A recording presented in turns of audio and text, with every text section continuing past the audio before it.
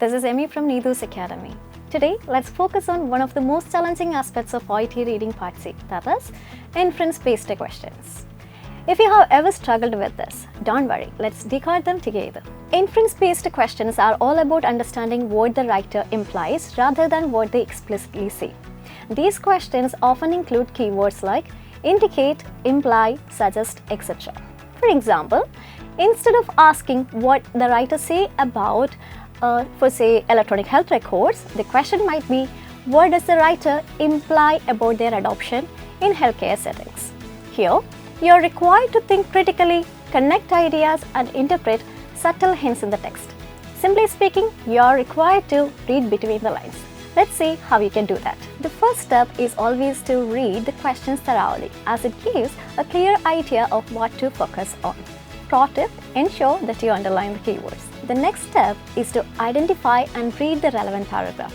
Skim through the passage and identify the relevant paragraph containing information. Understanding the context is important. Always read a few lines before and after the relevant text to get complete understanding. The meaning of one sentence often depends on the context provided by the surrounding sentence, and the context is the key in understanding the implied meaning. Next is the important step, identifying the clues from the text. Clue words and phrases help you to identify the implied meanings of an author. Here are some to look out for.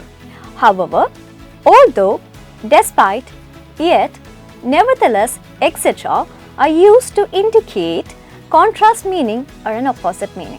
In order to imply cause and effect, the author might use words like because, therefore, consequently, etc.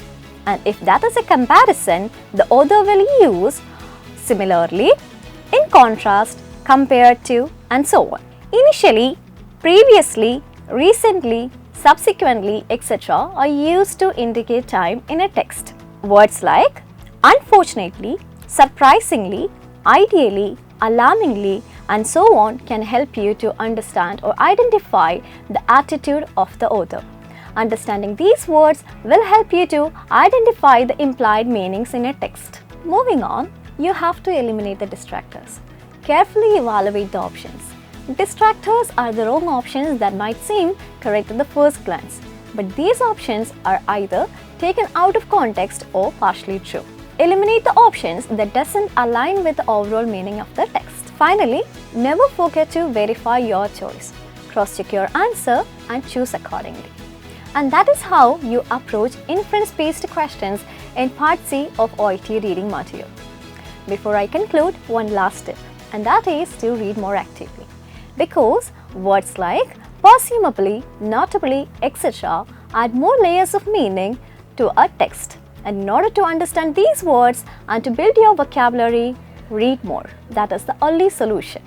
So that's it for today. Thank you.